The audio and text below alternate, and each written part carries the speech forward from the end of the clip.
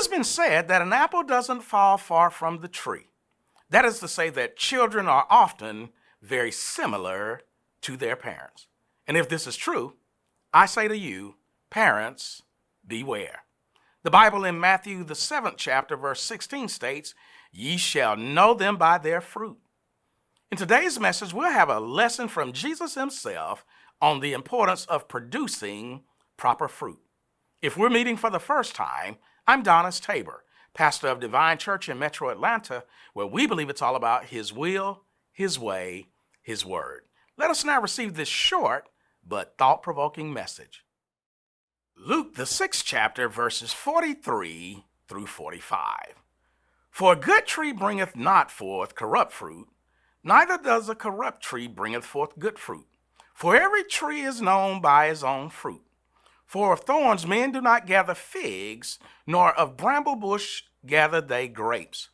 A good man out of the good treasure of his heart bringeth forth that which is good, and an evil man out of the evil treasures of his heart bringeth forth that which is evil. For of the abundance of the heart his mouth speaketh. And for a point of emphasis, that verse 44 in your hearing once again. For every tree is known by its fruit. For of thorns men do not gather figs, nor of bramble bush gather they grapes. If you really think about it, fruit are always true to character. You see, an apple tree produces apples, an orange tree produces oranges, and a fig tree produces figs. And with all of this in mind, I want to witness to you for the next few moments from this thought. Be true to character. Be true to character. Here in today's lifted text, known by many as the Sermon on the Plains, in verse 44, Jesus sets figs and grapes over against thorns and brambles.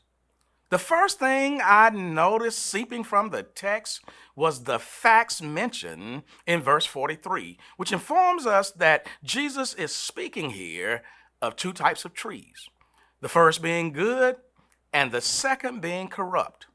And in the context of this text, when you think about the word corrupt, it's simply to say dishonest or sinful. If you think about it day to day, as we watch our local news, we hear about local, state, federal officials who have become corrupted by greed. Their greed has caused them to become dishonest, and therefore they are often exchanging good morals, manners, and motives for bad ones. The takeaway here in the text is, in spite of the fact that there's some bad in our lives, when God examines our morals, manners, and motives, He must find that the good outweighs the bad. Be true to character. The second thing I noticed leaking from this text was the fruit recorded in verse 44, which informs us, for every tree is known by its own fruit. No one expects oranges from an apple tree, nor apples from a fig tree, nor figs from an orange tree. Why? Because fruit are always true to character.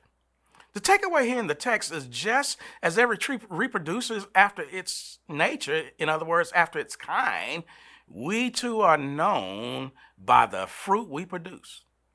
You see, as a believer in Christ Jesus, the word is very clear on the type of fruit we should produce.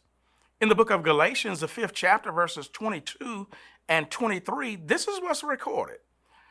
But the fruit of the Spirit is love, joy, peace, long-suffering, gentleness, goodness, faith, meekness, temperance.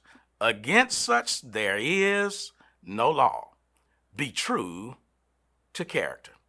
The final thing I noticed pouring from this text was the fruitfulness found in verse 45, which records, a good man out of the good treasures of his heart bringeth forth that which is good, and an evil man out of the evil treasures of his heart bringeth forth that which is evil. For of the abundance of the heart his mouth speaketh. I think it's noteworthy that we notice Jesus places the focus on man's mouth and the words spoken from it. Why? You know why. Because man's words exposes his heart and reveals the kind of man he truly is. Our true nature is exposed, showing what's really beneath the surface. Our motives, ambitions, desires, or lack of initiative is all uncovered. Our true character, be it good or bad, kind or cruel, is exposed. Our thoughts, be them pure or impure, clean or unclean, are exposed simply by the words we speak. And finally, our spirit reveals what we believe in, be it intelligence or ignorance, wise or foolish, productive or non-productive, faithful or faithless.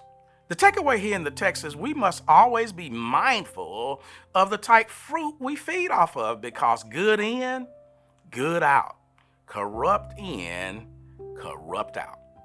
In closing, we must remember all trees from time to time will produce some bad fruit. Therefore, we must not reject or cut down a tree because of a few corrupt fruit. Instead, we should see if the tree is leaning more towards producing more good fruit than corrupt fruit. So as we examine ourselves, always remember, be true to character.